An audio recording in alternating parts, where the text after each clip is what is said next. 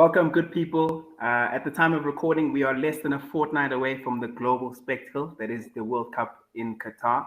But between now and then, there's still a host of club football that we need to discuss and dissect, starting with the European showpiece that is the Champions League. And what can be said about that is not the most memorable group stage of my life, not one that will live long in the memory, but we do have enough meat and content to get into. So looking back at the group stages, I'm joined by my colleagues, Mvu and Khanya. Welcome, gentlemen. What are we saying about this Champions League group stage? What are our overall thoughts, top level? How do we feel about this? I'll start with you, Khanya. I mean, look, overall, I think there's not too much to take away from it. I think every group kind of panned out the way you'd expect.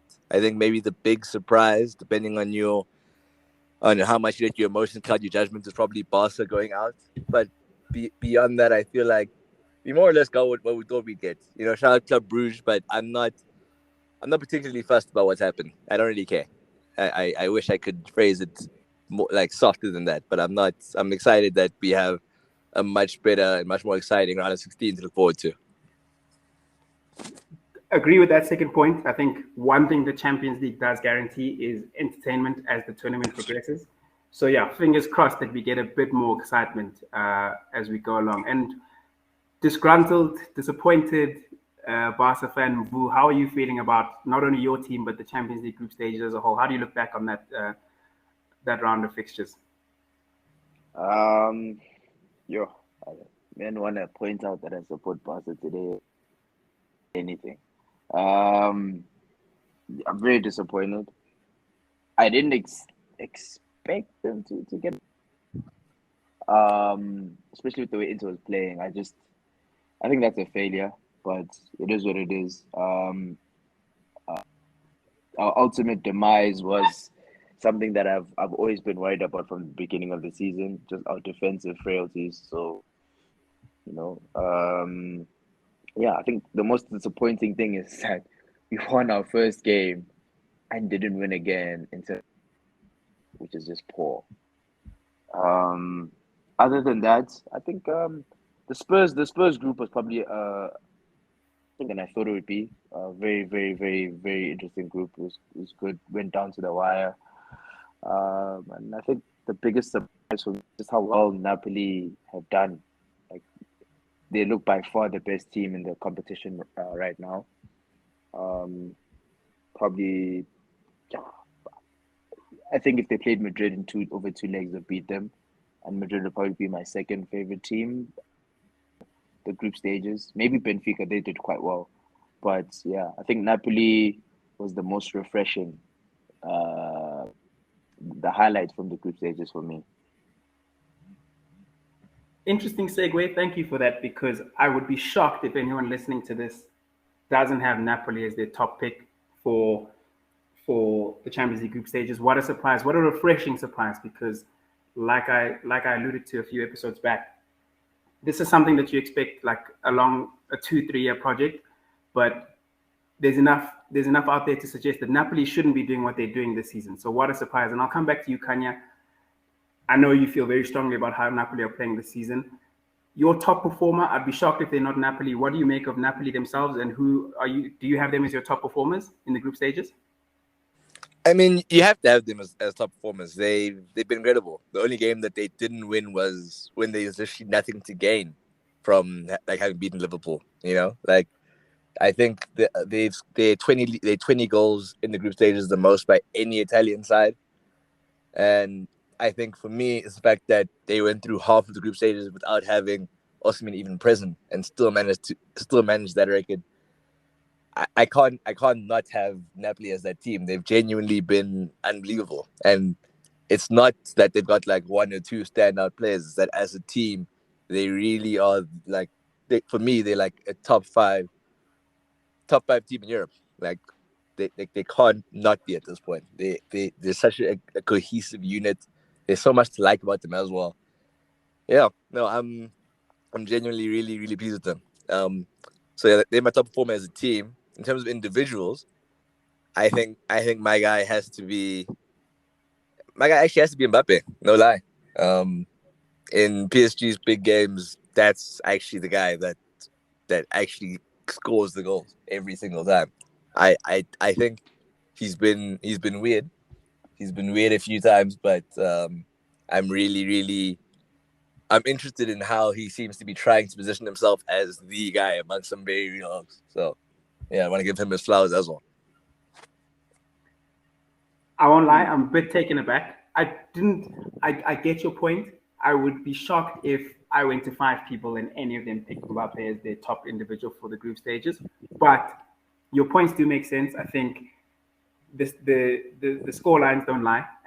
The stat sheet doesn't lie. He's there. He's present. He wins them games. He scores goals. So why not? I'm open to it.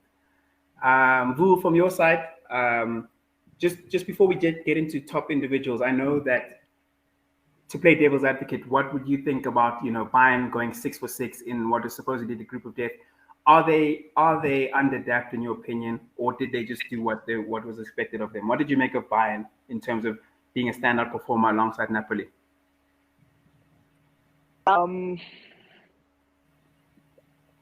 Maybe I think underdapped is the right saying that. But maybe that's also just because the teams, Barca and Inter have okay. Let me put Barca on the side. Inter haven't been great this season. Barca just been bad defensively. Like if we go back to, I think the problem is the Bayern haven't really had performances where people will put them as their favorites. So I think it's probably more that than it has to do with the winning games and getting results. That's probably why they're underdapped. I mean, when Barca played them in the first group, Barca were all over them. Just Lewandowski was not present when the brights were light. I mean, when the lights were bright. Missed a heap of chances. Where I think in the second leg it wasn't even close. So I think that's probably why more than anything. On a personal standpoint, I'm just not a fan of their coach. So I know why I don't have faith. That's just more a coaching issue than it has to do with the way they're playing. Maybe a slight part of it is how they've been performing in the league. But other than that, they're the only team that's won every game, I think. Yeah, like you said, they're the only team that has won every single game. And that has to count for something. Just back to Khanya's point, he said that about Mbappe, where I think from a goals output point, I think he has been the guy. But once again, maybe this is just me being slightly biased, but I think my player to watch from this PSG team has either been Vitinha and Messi. Messi, not so much because he's scoring again, but genuine PSG's attacks, final balls or balls before the final ball through the lines have been played by him. And when he has not been present, even in their league games, difference in decisive passing and all that. Because sometimes Neymar takes too long to play those passes where I think just Messi's, quick on the ball with that. So he's probably been my favorite player to watch in the team, if not Vitinha. Vitinha's taken his position in the team by storm. So I would have not put Mbappe as my standout guy, but I can't fight the fact you need a goal. He's the guy. He's the guy without a doubt. If there's something that needs to happen, he's most likely going to be the guy to get it. But I don't know, man. I just don't fear this Bayern team. So I think that more than anything, there's no, I don't know. Lewandowski's not there anymore. There isn't that main threat of a player where you could be like, they're one to watch out for. But I could be eating my words. Wait, sorry. I just want to confirm. You don't fear them, but they put 5 past you over 2 legs. Someone had to say it. Wait, are you talking? What? No, Yeah, I yeah, mean, no, your team. I mean, for the knockout stages, my team is like, when you ask me the responses that you would get, wouldn't be so surprising that Bayern had finished Barca. Well, okay, let me put it like this: what I am saying is not based on the fact on it's not based on how Barcelona performed against them. I'm saying this and based on the teams that they possibly would face in the knockout stages. Bayern play Napoli, see them winning. Bayern play City, I don't see them winning. Bayern play Mm, Madrid, I don't see them winning.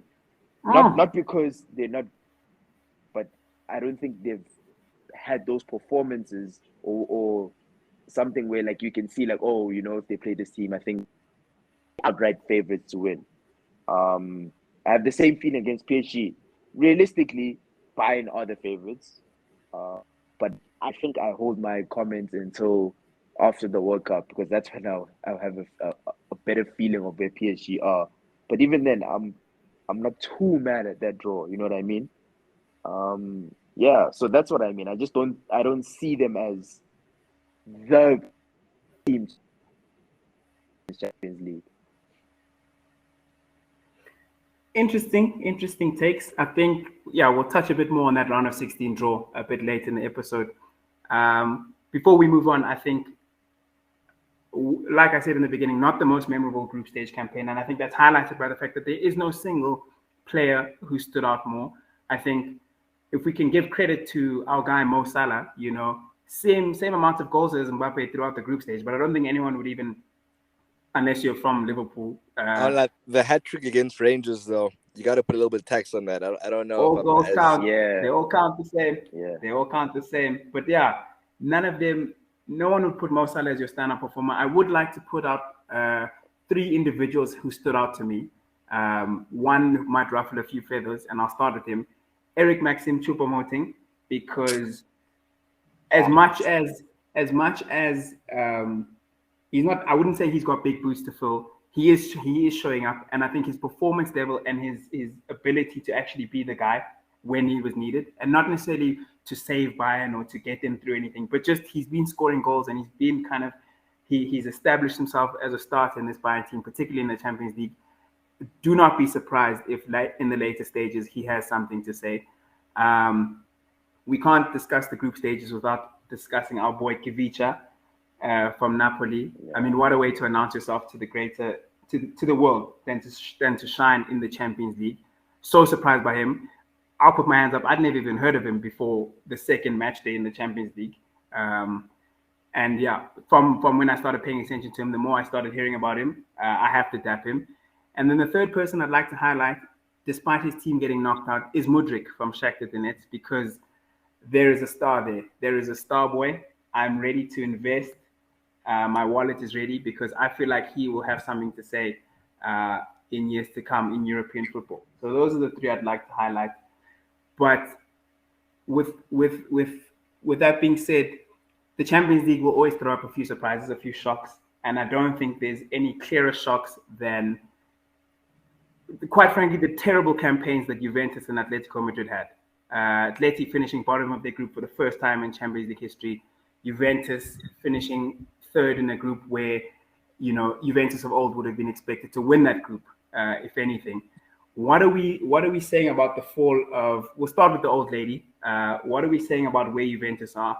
Is their Champions League campaign reflective of where they are as a club? And yeah, what do we make of them in the Champions League? I'll start with you, LLM. Wait, just before you get there, can I just ask, or can I just point out as well, one of the players? So I read somewhere that Man 100% save rate in this thing. I don't. Oh no, surely I think that was cap, right? How many goals have Bayern conceded? They conceded twice. 2 goals. Yeah, they've conceded 2 goals. So I think almost he saved. I think maybe about 90% of the shots that he's faced.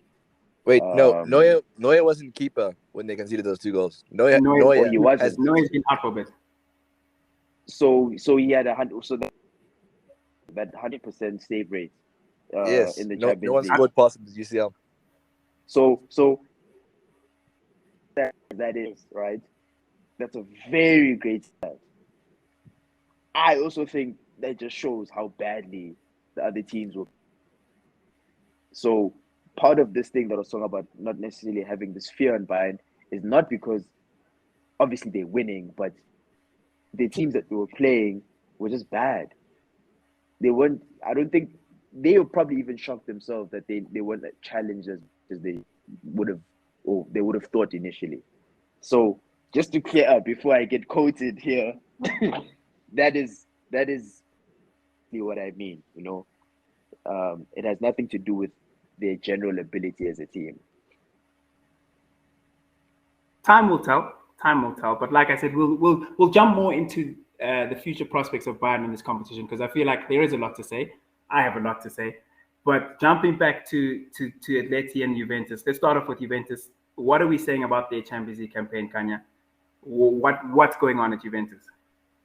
To be honest, it's kind of weird. I feel like it started off really badly, and there was a point in time where I was thinking, "Yo, this is so sad, the fall of a giant."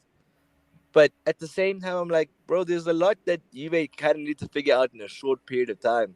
On top of like Allegri's tactics not necessarily aiding Juve in the best way that they possibly could. There's like the argument for whether or not they should have a better coach. I think that it's kind of been unaddressed that like their best two players, well, arguably two of their best three players, only one of them has been fit in Locatelli. Chiesa's only just recently started playing again.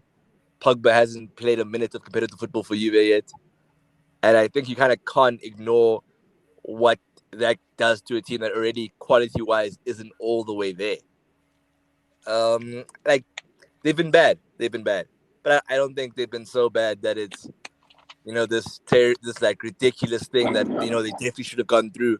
Because when you look at their group, bro, Juve were undoubtedly in the toughest group that there was. Like when you look at like Europe as a whole, the only two teams that haven't lost the league game, that haven't lost the game in any competition this entire season are Benfica and PSG.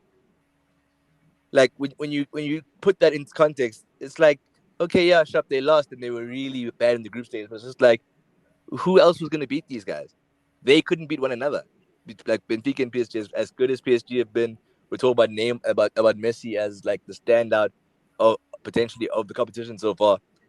In as good as Messi's been, they couldn't lay a glove against Benfica. Like he scored, but like they couldn't beat them.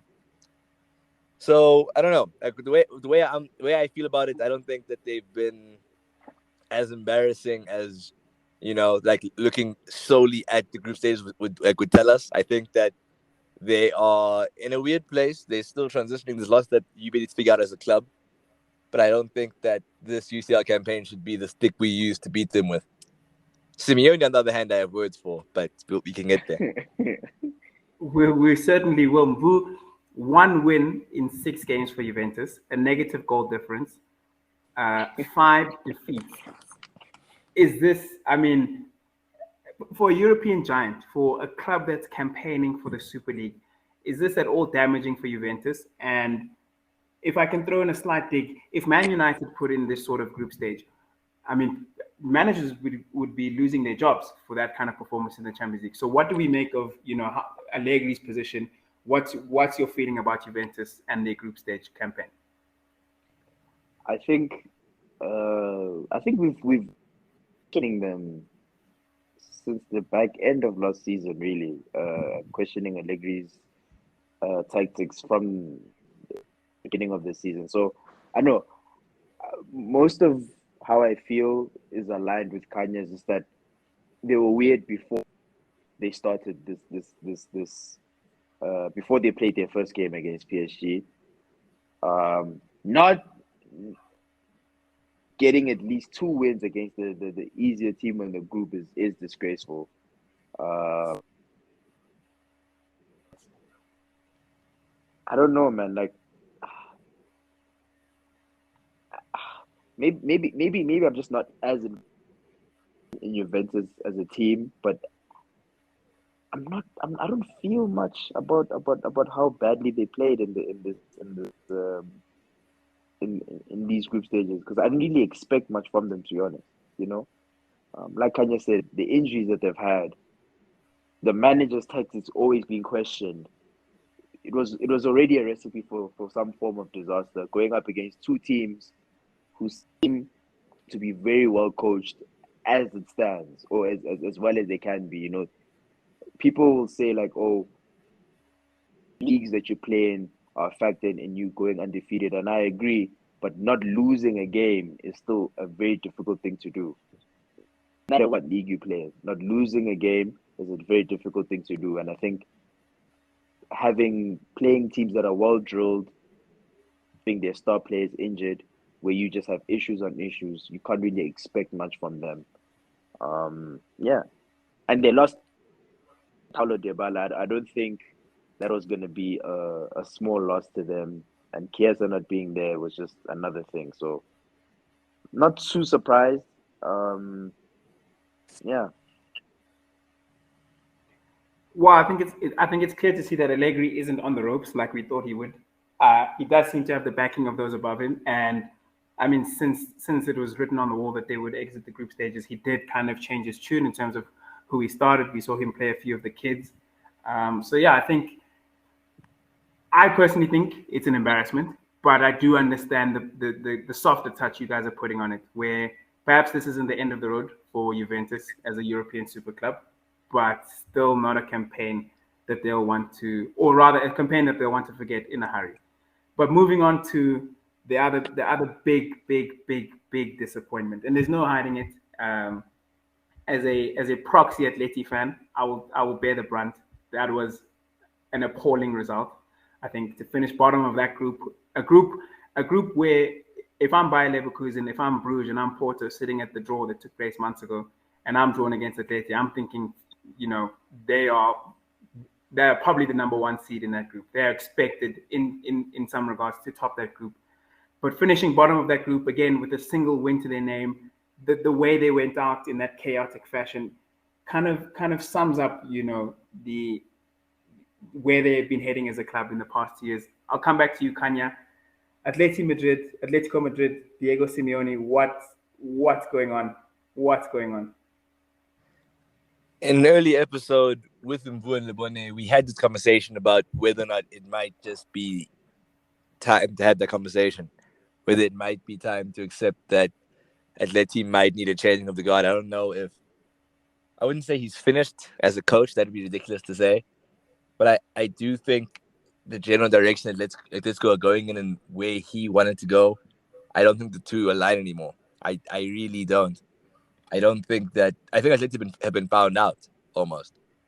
Like, and you look at like the way they lost some of these UCL games. A lot of the time, it's because opposition, like they decided not to try dominate the game. They let Atleti keep the ball. They've kind of found out how to nullify them. Like there's not a, there's, they don't have that underdog factor anymore. Like they haven't evolved past that. And unfortunately, I really do think that Simeone has to go. I don't think it's much more complicated than that. When you look at players like João Felix, where everybody keeps crying for everyone to free. Personally, I feel he's part of the problem as much as Simeone is. But when you have players like that who just don't fit stylistically, and those are the players that Atletico are investing so heavily in, it just makes you think that maybe the two just don't go together anymore. Like they just don't fit. I really do think that's the point Atleti are at. I don't think that they make sense for Simeone. I don't think Simeone makes sense for the Atleti as a club. And it's hard. It's a hard thing to accept when your coach becomes an institution of his own. It's been sad. Genuinely, it's been sad to watch them go out this way. But like, I don't think we're gonna get like a more damning example of like his powers waning than the fact that Club Bruges, aside from Belgium, listen, no disrespect to them, but aside from Belgium, cannot finish 6 points ahead of you. They simply can't. They simply can't. And you tell me that you think this makes sense, even domestically, like they're so far off the pace from Barca and Madrid at this point. I think it's done. Damning. That's a damning take. Mvu, a lot has been said again about Atleti's exit. The fact that they're not even in the Europa League is, is a cause for hysteria. I want to get your opinion on one thing Khanya touched on, which is Atleti seem to have a lot of pieces that just don't fit. A few years ago, when Atleti were kind of at the peak of their powers, they had a clear way of playing, a manager who was clear in his direction, and they kind of had a starting 11 that you could name off the top of your head. As they went on in the Champions League knockout stages, as they progressed in the league, they kind of had a clear team. It was very clear who's a starter for Atleti, and who's a role player in that team. And like Kanye says, there's been a lot of change in that team, and just the puzzle just seems off. So, what do you think in terms of? Do you agree with Kanye in terms of saying that it's time up for Simeone, or do you think that a bit of restructuring and a bit of change can benefit this team? Well, I think the restructuring and change that will be beneficial is that he does leave. So yes, I do agree with Kanya, but I think a refreshment, like there needs to be not an entire reset, but just new ideas, like something new for the players. Because I think the type of the style of players that they have now just don't suit what so successful. Like they're not so great defensively as well, and that's been their thing. And he's been signing, I think, far more creative players than he ever has, probably in the last 3-4 seasons. From the seasons before, where he had Ada Turan was probably one of his more creative before he signed Carrasco. He had Raul Garcia playing there. They're not known for being so tactically inept. So yeah, I think his time has run its course at Atletico. Maybe this is a funky thing to say, but I would think I'll throw this out there. I think Poch could take over Atletico and probably do well. They could be looking in that direction, but I don't see a future where Atletico is successful again and Simeone is the manager. Yeah. Oh, no. Let's hear more about that Poch take. Why do you reckon Poch could be the guy for them? I think Poch's best environments are with players that can do a job. Firstly, he's really good at developing players. But obviously, my only experience I have with that is his time at no. Even his time at Southampton, yeah. I think he's very good at developing players. And I think just to the João Felix point that Khanya had, I think a manager of his type would be perfect for a player like who needs development and confidence and to be given big responsibility. We've seen him do it with the likes of Dele Alli. Harry Kane started thriving a lot after Poch came. I won't really say we saw a very different Christian Eriksen. Bring him back to Spain, he was heavily involved for Madrid.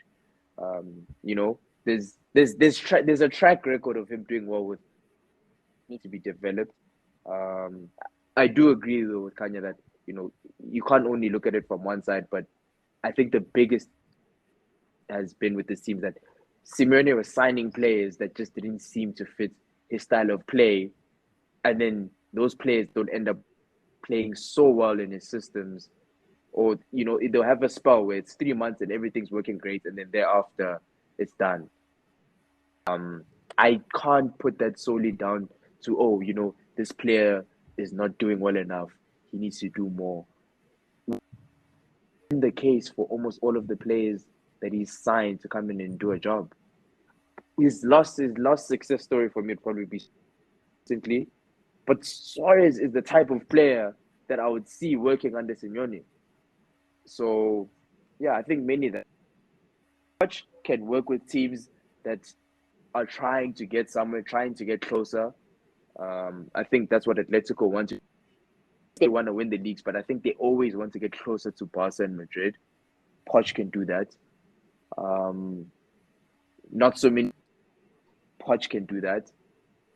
The types of players that are at Atletico now, I think would suit Poch. Yeah, I think it fits in well. Whether he goes there, I don't know. I know those talk those some. I think Khanya was one of the people saying, "Oh, he should probably try Sevilla," and I don't know where else. He said yesterday. He said he should go back to Southampton, but I think if he wanted to, if he wanted a good project, I think Atletico would be the place for him. No, valid point. I don't think you said much that I disagree with. But yeah, I think, like I said, I'm a pseudo Athletic fan. I'm an on and off fan. I think I invest heavily in them and then I kind of lose interest. And I think the fact that, the past 2 seasons I haven't followed them as closely are kind of representative of them losing touch with the team that they once were. They just don't have that sparkle anymore. Khanya, you're right to say that it would be wrong to say that Simeone is finished. He's not. I would say that as from an Athletic point of view, letting go of Simeone, you need to let him go with a clear plan in place. And I think the way that things are run at the club right now, there is an element of disorganization and lack of strategy and lack of direction that might harm the next guy. So it may be worth restructuring, getting the house in order with Simeone, who understands and loves the club there. Because if you let go of him and there's disarray at the top, there is no guarantee for a future for them. They could easily fall back into mediocrity for years to come. So I think that's the only thing I'd bear in mind before we're eager to usher Simeone out the door, is that he could still have something to offer in this transition phase before they get another guy. And if I can just say one more thing about Atleti, jump in there. Don't you think they're just a bit fearful of life after him, more than them being solely disorganized? He has been there for a very long time, and we've seen how clubs, after losing managers that have been there for, I'd even say over years, how the massive drop happens before they get good again. I think they're probably more fearful. They are just disorganized. I would counter that to say that I think there is fear that exists, but to put the state of Atleti currently in Simeone's hands would be wrong. There's been a lot of bad calls financially, and also the influence of agents. Not a lot. There are a number of players who currently play for Atletico Madrid who are not Simeone signings. He did not sanction the deals. They are not his top picks. He's been made to work with what he's got now, and he's persevered. So I think that's the point that I'm alluding to in terms of some of the players that are there now shouldn't be there, and the manager didn't want them in the first place. So if you're talking about a club in a certain state and you're looking at how much blame you want to apportion to Simeone, that pie has a limit. His piece of the pie has a limit, and we do need to look elsewhere before we're just so quick to usher him out the door. That's all I was just trying to highlight there, just as a crumb of comfort. But I do think the Champions League campaign is reflective of where they are as a club right now. But yeah, just closing on Atleti, from a United point of view, thank God they're not in the Europa League, because we were definitely going to draw them and they were definitely going to knock us out. But yeah, that's that on Atleti. But like we just said at the beginning of the episode, the Champions League does have a tendency to get more exciting as we go along. And we did get a very, very exciting round of 16 draw. It feels like one half is that new money, that kind of up and coming fresh blood, and the other half of the straw is your old guard, the establishment. What are we thinking about the draw itself, and what are we does anyone have a standout tie that isn't PSG buying? I'll start with you, Khanya. You're gonna hate my answer for this. Here we go. Oh my God. I joke, but we'll still touch on that. Liverpool Madrid, purely because it's last season's UCL final. That's fun to watch. Seba's already afraid of that game, and it's just great to see Liverpool fans, like, for the first time, actively afraid of Madrid. I don't like that last season they went into it thinking that they were going to beat them or steamroll them somehow, even though they hadn't seen that happen since like 2009.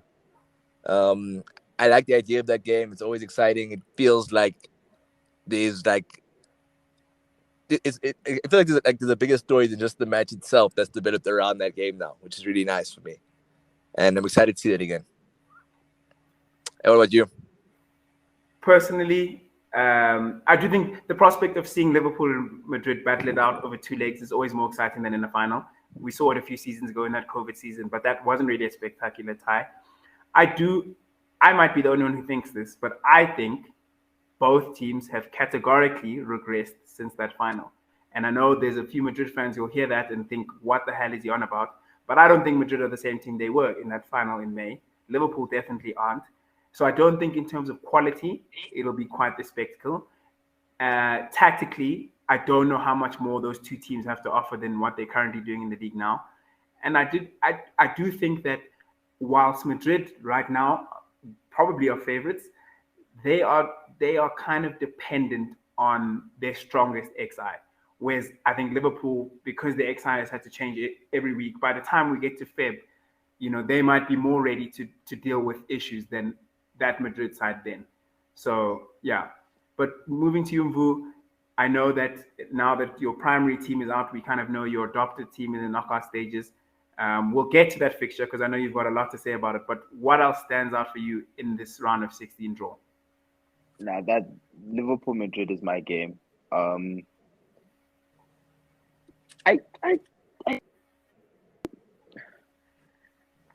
You're saying that you think that they're in a worse of. I think Madrid are slightly in the sense that there isn't this reliance on Benzema like there was last season. And he hasn't been. He's either. He hasn't hit the ground running in the Champions League, but he's had a few injuries. Rodrigo's coming. Valverde is playing like an absolute beast. I think just maybe defensively they're a bit frail. Where last season they were a lot more solid, I think. But I genuinely think that they're in a better place. They're a lot more enjoyable to watch than they were last season for me. They're not waiting to kill games in the last 10 minutes like we saw last season. Besides their poor performance yesterday, I think they're in a very good place. But I do think you raise a good point that Liverpool will be ready for whatever, because they've constantly had to adjust this season. But that's what great teams are meant to do, and you weather the storm. But yeah, that is probably my game. And I think maybe my second game to watch that I think would be very good. Not the Dortmund Chelsea, but Bruges and Benfica, mainly just to see. But I'm the hipster. That's crazy. Yeah. they're not the game. They're not the game, but it's the one that I'm most interested to see. I expect Benfica to win, but the way Bruges have been playing, I think they could be tested. Those are my Tab. Besides that other game that I have some things to say about, I think those are my stats. No, we're saving the best for last. It's quite clear that we're doing that. We do have to touch on a few other teams. And let's start with the team that, since we started this episode, no one has said a word about. But, I wouldn't call them an elephant in the room, but why is no one talking about Man City? They are expected to win their round of 16 tie against Leipzig. But the fact that none of us have mentioned Manchester City when we reviewed the group stages, and they don't really have a particularly exciting tie, do you agree with the line of thinking that they are kind of set up to win this year's competition, Khanya, particularly because one of Madrid or Liverpool will be out in the next round, one of PSG or Bayern will be out by the time we reach the quarterfinals? What are we making of Manchester City's prospects? And you do expect them to steamroll Leipzig, don't you? Steamroll is a bit generous. I expect them to go through. But look, I can't argue against it, but there's never really a good argument against City other than the fact that they haven't done it before. In my eyes, they are at all times a top three side going into the tournament. They normally go into the game in which they go out in as the favorites. I don't think that the fact that certain teams look like they be going out earlier than usual really says that much for their chances. I don't think that they would have been like obvious underdogs against either one of Bayern or PSG or against Madrid, except for the fact that you know that Madrid have won it before, that you know that Bayern have won it before. I don't think there's any footballing reason why that's not the case. So I'm not particularly fussed about City, to be honest. I don't care about them as an institution. Um, I'm more interested in the fact that City's UCL involvement means that there will come a point in April/March where they might have to sacrifice a league game because they have the UCL in mind, and that might do something for Arsenal. But we can talk about that close to the time. Um, for me, City are doing what they always do. Like their group stage, they were undefeated. Cool, but that's almost how they always are. They always finish top. Like nothing about what they've done this season feels like they've taken that step forward. They've signed a striker, cool, but they've also lost a bit of dynamism in the team as a whole. And I don't know, man. I don't know. I think this is probably the first time they've been outscored by I think it's three teams. It might even be four. I know that PSG, Benfica both outscored them. I know Napoli did as well. And I think Liverpool did. Yeah, they did. So that's four. So I don't know. I don't know if City are a massively better side. So no, I'm not. I'm not putting all my eggs in that basket yet. If they get to the semifinals and the teams left are Bruges, Frankfurt, and then Dortmund, then sure, they're gonna win it. But until then, I'm not. I don't think that they're in a massively better position simply because certain teams will be going out ahead of time. They would have got out by that time anyway. That's fair enough, I guess. I want to put it on the record. I do think I had a lot to say about Manchester City's draw, and they calling it luck is unfair. I get that because it's a draw, but I did have a lot to say about the fact that they've been drawn against RB Leipzig, and there was the argument put forward that do City get lucky in draws or are they just that team? That could be a podcast episode on its own, but yes, City, I do expect them to get over the hump, and I think that with what I said in mind, that one of the four giants, the four other giants, two of them will be out in the quarterfinals, does work in their favor, and we will have to start having conversations about Man City, but also conversations about expectation, because if they do get a favorable run, like you've highlighted, they better win this thing, otherwise we're going to have some uncomfortable conversations about the bald guy again. But not to dwell on that fixture too much. Mvu, I want to get your opinion on what I personally think is the hardest tie of all of them to call. The one that has been pitifully titled as the Pulisic Derby, Dortmund Chelsea. What are we thinking there? Do we have a clear favorite, or is it as hard to call as I think it is? I do think Oh it's no, hard to call. that's the Jude Bellingham show, brother. Yeah, but That's Dortmund every day. That's Dortmund every single day. Unless Chelsea are like a massively different side by the time we get there, I don't know how they figure that out. I really don't. If Dortmund aren't like this injury hit side by the time we get to the 15th of November, Chelsea are going out, and Chelsea will be playing Europa League football next season. Okay. If that's the case. Is this your hate for Chelsea talking or hate? Dog, I've been. Oh, no, I don't. At this point, I've been so right about Chelsea. I don't even have anything against them anymore. Like I'm actually just fine. I'm just like, yeah, Chelsea is just plainly kind of shit, and I've been saying it for a while. This Let weekend me we beat them at throw in a Stamford Bridge. grenade. Huh? Go ahead.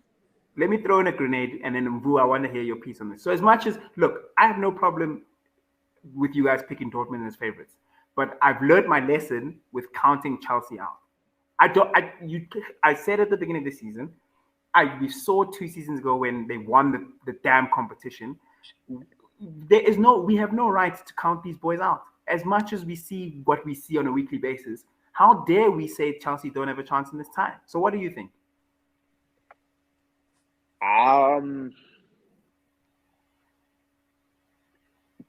no Bellingham, no party. Bellingham I expect Dortmund to win.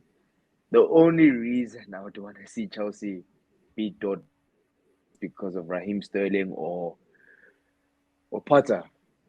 I I I think Sterling will find his feet in this new team. I don't think he's been given the best chances to do so. And I really think, if not this season, at least next season, um, he will. Or what I want is for him to, I guess, silence the haters. I guess people talk about this guy like he's not this talented boy that was at Liverpool, the City, being one of their main players, um, in their triumphs. And for me, the only reason I would be saying Chelsea would win. That's not necessarily the reason. Would be because I want to see him win.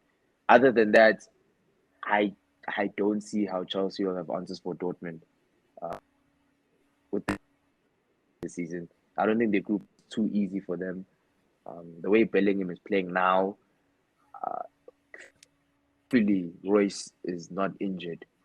I don't see Chelsea having an answer for Dortmund. I think they're a more well drilled team at this moment than Chelsea are, and I don't see how much of a difference there'll be between now and early February.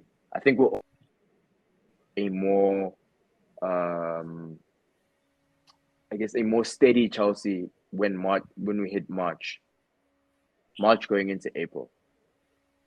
The World Cup is now. World Cup ends in December. You're not gonna have much time to work with all of your best players to get in all your tactics and look like a very good side again within this. So that's why I think Dortmund would most likely go through. Fair enough. I just want to put it on the record that you are absolutely insane for hoping Marco Reus won't be injured. We stopped doing that in 2018. You need to let that shit go. 2014, brother. You need 2014. to After let Mr. World Cup, I made peace. you need to let that shit go. We take Marco Reus as he comes. If he's fit, we're happy. If he's not, we move on. But let's move to another not so straightforward tie.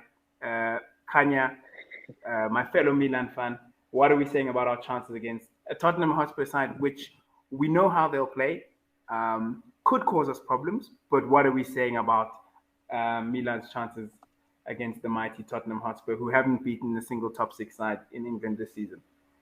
I think this is easily the toughest game, the toughest thing to call.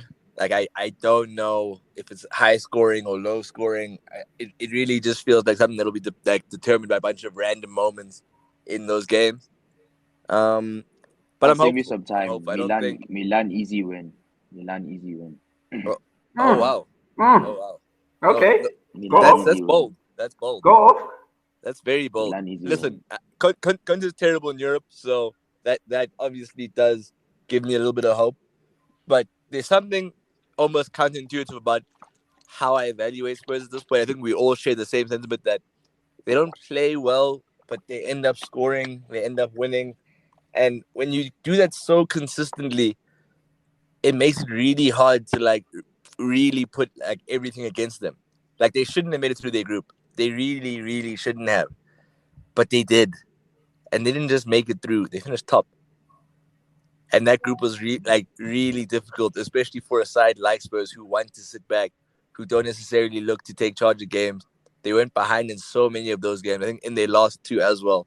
They went behind against Frankfurt. They went behind against Marseille. But they still end up winning those games, bro. I don't want to say, yeah, Spurs will definitely lose to AC Milan. I don't know.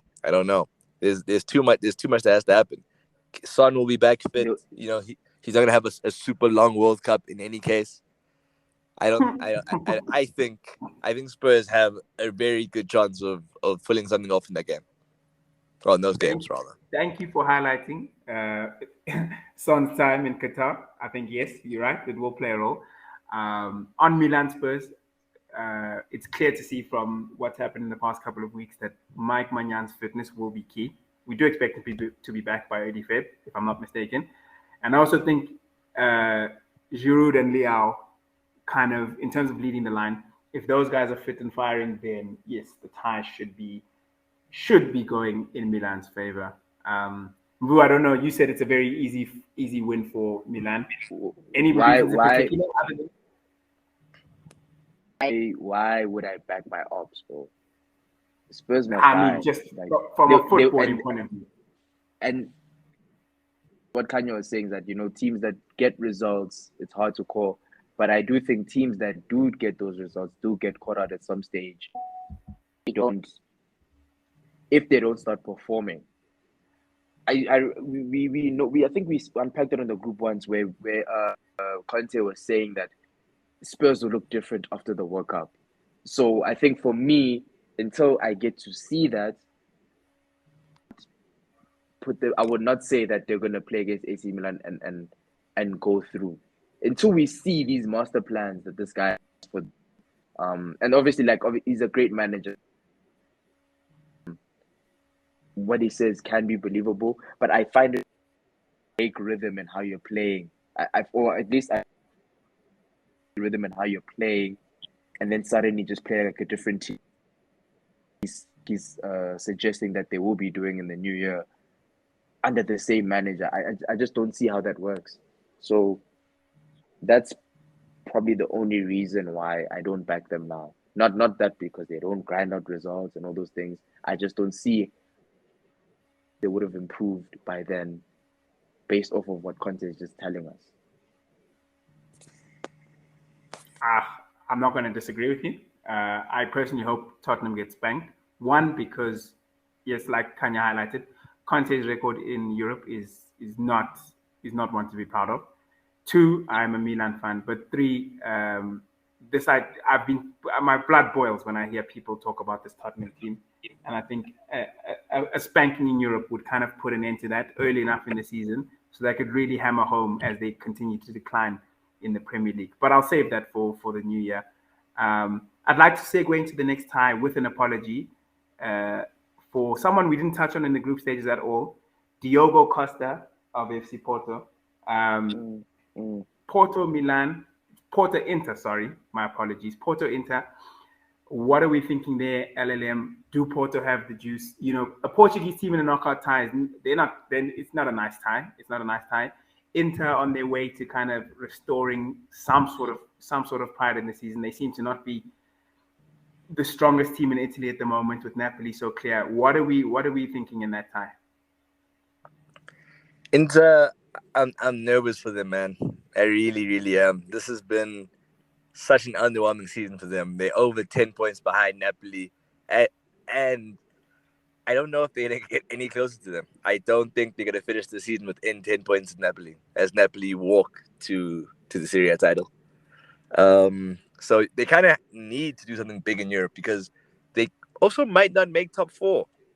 They're not so far off that within two games they could be like third. So it's not anything terrible, but they haven't been the third best side in Italy this season up to this point. It's still early days, of course. So I don't know. When I really think about what I expect from Inter at this point in time, aside from the fact that they played an injury hit Barca, they could have very easily been a Europa League side at this point. Whereas Porto and Diego Costa, as you mentioned, look to be a side on the up as Benfica do as well. And I'm kind of banking them. I'm backing them somehow, some way, to have enough to get past Inter.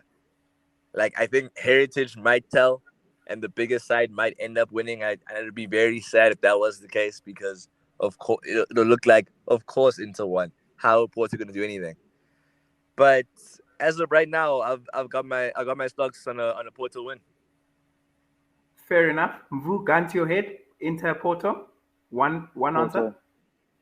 Porto. Yep. We'll take it. We did touch on that hipster tie. I want to get some very quick thoughts on Bruges Benfica. Khanya rightly highlighted that how well Benfica have been doing domestically and in Europe. Are we expecting a shock there? Anyone? No, that's Benfica's tie. Mvu? It should be Benfica. No, It's Mr. just like Hipster. So what makes this tie interesting? If you still think Benfica gonna walk it, I need you to account for this. I want to understand. How are you explaining this? have just really impressed me. They've really impressed me, and I don't think they'll go into the Benfica game um like reserved. You know, I don't think they're gonna play fearful. PSG is that when they got tested defensively, they start doing stupid things at the back, or they start they play a bit on the back foot. I don't think Bruges will do that against against Benfica, because what do they have to lose? And I don't think I've seen Benfica be challenged like that throughout the group stages. And it probably sounds foolish to say because they played, but maybe for spells in the game in Paris, but PSG were just missing. So I think that's why it's just an interesting game to watch more than anything. Boo. That's my thoughts on what you just said. Last one before we get to the big hitter. Go ahead, Mvu. The Portuguese teams have been really impressive. Like, even I know Sporting went out, but that's mainly foolishness, like defensively. But they've been they've been playing really well in the competition. I think we'll see one of them go to the semi.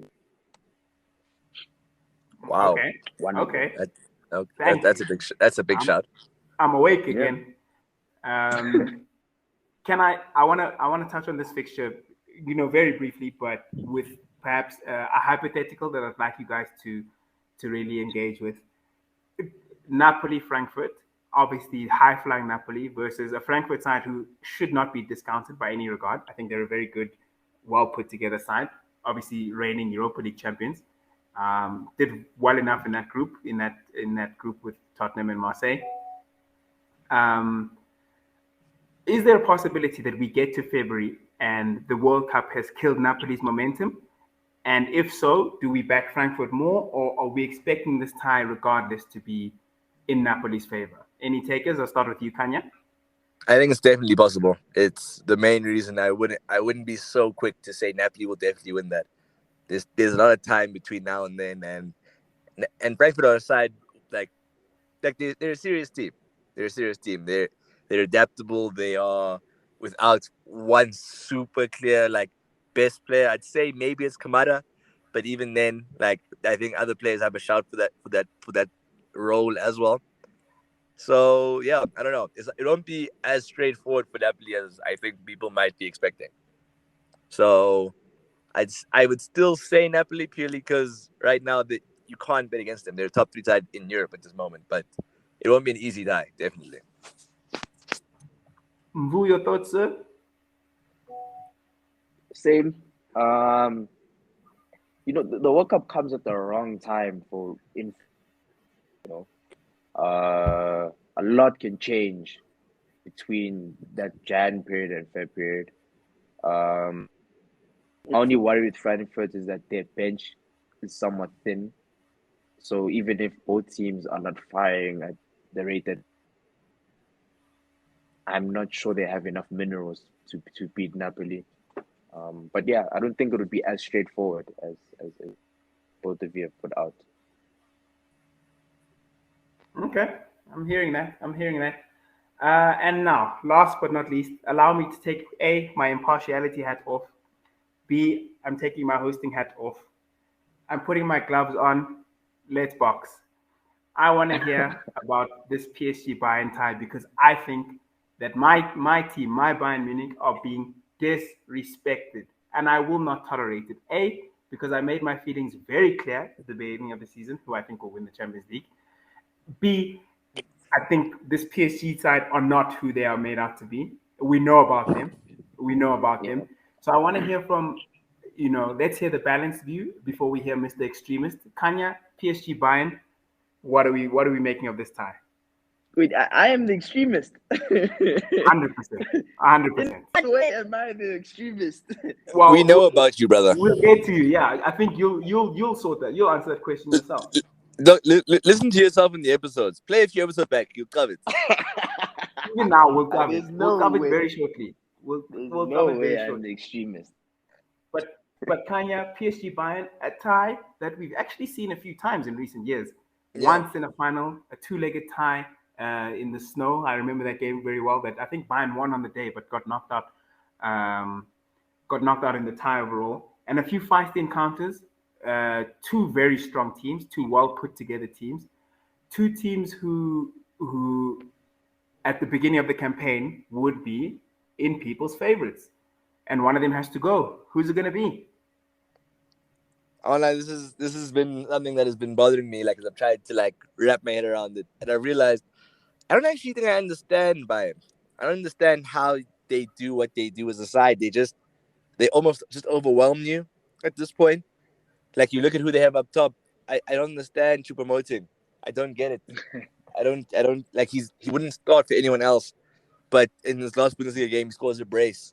He's probably gonna end the season 20 goals, all comes.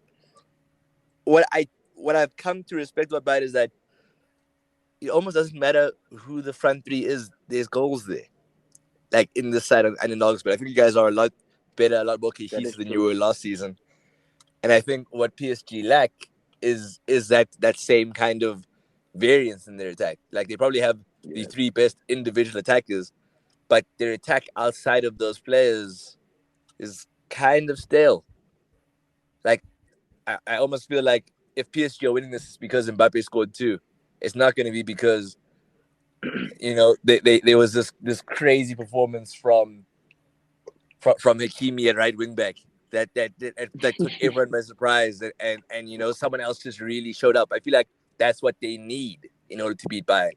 Whereas Bayern can have any number of players show up on the day and really take the game by the scruff of the neck. So I have Bayern going through here. I really do. I think the fact that PSG were unable to beat the team they needed to on like both occasions, home and away, like when they played Benfica, has really hurt my estimations of them, like as a whole. They're still really, really good, and like I would love them to go through, but I've got Bayern going home with this. Valid, valid. And now, if we flip over to Mister, and I quote, "I do not fear Bayern Munich." I need to hear about you. What are you making? What are you making of this tie? If you're saying you don't fear them, will they be comfortably beaten? Is it because they lack X factor? Let's hear more about this take. First, clarify who you pick are going through, and then let's hear about what you think of Bayern Munich in this tie. I think let me end with goes through. But yes, like what you were saying, well, I think it's kind of linked to what Khanya is saying. Their weird side. Like, there's no reality where I can be like, oh, Bayern is not a force to be reckoned with or anything like that. But they are just a weird side. And that's like you just mentioned that the X factor. That's the whole that. But I also specifically laid out three teams that I think those are the only teams where if they played those teams, I don't think anyone else in the competition, I think they stand a chance to beat any of them. So that's where this fear came from. It's not from if they play PSG, I don't fear them, they're gonna lose. No, that is not what I'm saying.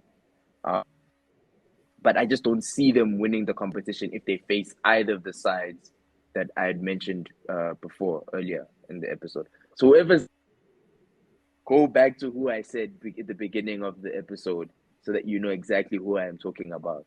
That is not applicable to a team that's still in the competition. So yeah, Thabani, that's mainly what it is with Bayern. It seems a bit weird to me, and it sounds like sour to not dap them up from how they've won every game in the group stages. But the part of the reason why it hasn't impressed me so much is because I just know how shit Barca were defending. I know how shit Inter have been. So the fact that Bayern beat them both is not a shock. Before they played Barca in the first game, I think I even said in the episode that I expected Barca to win, and that. But after that, my tune had changed completely. the only reality I see is like somewhat what Khanya said is through individual brilliance, which Bayern Munich most likely don't need as much as PSG. Hakimi, for instance, I think is so, but it's such a liability defensively in the side.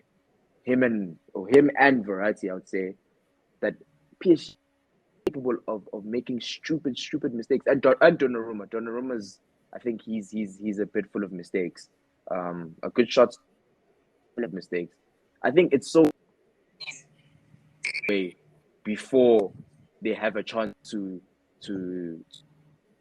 show us what they're made of. And I think that's the main difference between the two sides. That one team has stupid players who are very good, and the others have just serious oaks who will just go do whatever they're meant to do. I think you always go. Yes, I was gonna say now. You always go for heritage. I think Bayern do go through, but I'm so hesitant to call it a straight winner before the World Cup because I somehow there's how many between Mbappe, Messi, and Neymar. If there's anyone that can beat this Bayern team, it'll probably be them just having two of the best games of their lives. And I think if that happens, I don't think Bayern will outscore them. Well, but, good luck to Bayern. Bayern is my predicted winner. We finally got out of him. I was about to poke the bear again. Bro! Like, we had to fight to get that one out of him. Jeepers. Okay. You know, we can clip this one. It's not so easy to call, bro, for me. Because I have... And they're so different to last season. So, yes, it is still PSG at the end of the day. But I'm seeing a different side to last season that they haven't really gotten rid of is Verratti being Verratti. Like, a stress Verratti. Hakimi defensively. Nothing else really has been sound. Vitinha has been good. Fabian Ruiz has been good. So it's just so hard for me to be like, oh, these guys are not anything. When I've seen a big difference in their approach to games, but they have not ironed out what they have. Okay, fair enough. Yeah. Before we bring the episode to a close, I just want to put it out on the record so that we have something to fall back on. Like I said months ago, Bayern are my Champions League winners. Actually, we can segue into the last point through this, but I do expect Bayern Munich to win. I think last season's exit to win the tie. Let's start with the tie. I do expect them to win the tie against PSG. I think last season's humiliating exit to Villarreal was a very steep learning curve for our manager, and I think he has learned from that. He was on that hipster vibe at the beginning of the season with his starting 11s and his different systems and different formations. The team does seem a bit settled now.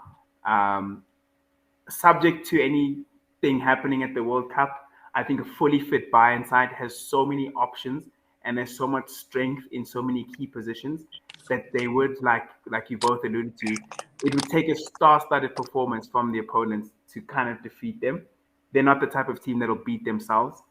Touch wood.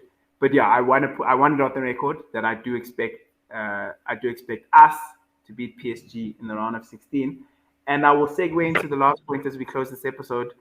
In terms of winning the competition as a whole, I do think that I'm not undermining PSG in any regard, but if we beat them, I don't see a team that can beat us. Perhaps Manchester City, only because of Pep, but then Pep can also beat himself, which is, again, a topic for another day. But I do have Bayern as my gun to my head winner for this competition, and I will stick by them until further notice. So yeah, you think Manchester City beats Bayern over one leg, over a final, or over two legs? I don't think it happens. To be quite frank, I don't think it happens. Not this season. I think yes. Okay. Yeah, I think there's enough strength on the field, and we will go as far as Nagelsmann takes us this season. So If he wants to be the same guy as last season, then yeah, we will struggle against teams. But if he decides to be a serious guy, then like you very rightly said, he's got the serious players. So yeah, there are my winners. I want to start with you, Mvu, because I know how difficult it is to get an answer from you.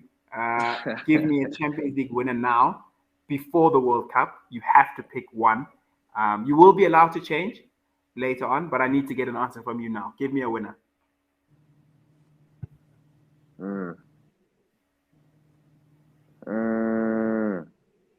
Fuck.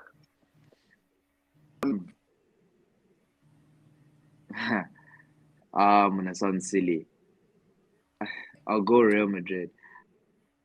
From either this Madrid Liverpool tie or this PSG and Bayern tie. Madrid, so that I don't double down on what I said earlier. Fair enough. We'll take it. We've noted it down. LLM, we'll close with you. Gun to your head.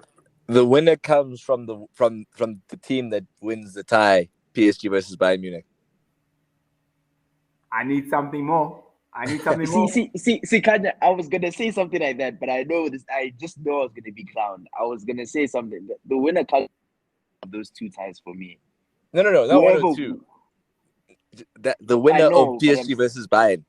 That's the winner. Give me one. Purely because PSG have too many South Americans, and at least one of them will be heartbroken by the time they get back. Bayern. And with that, ladies and gentlemen, the UEFA Champions League group stage has come to a close. We have a very exciting round of 16 draw to look forward to. Once again, we'd love to thank you for your support, all your shares, all your retweets, all your engagement. Really help us a lot. We'll catch you on the next one. Thank you so much for joining us, gentlemen. Stay safe. Thank you, host Thabani.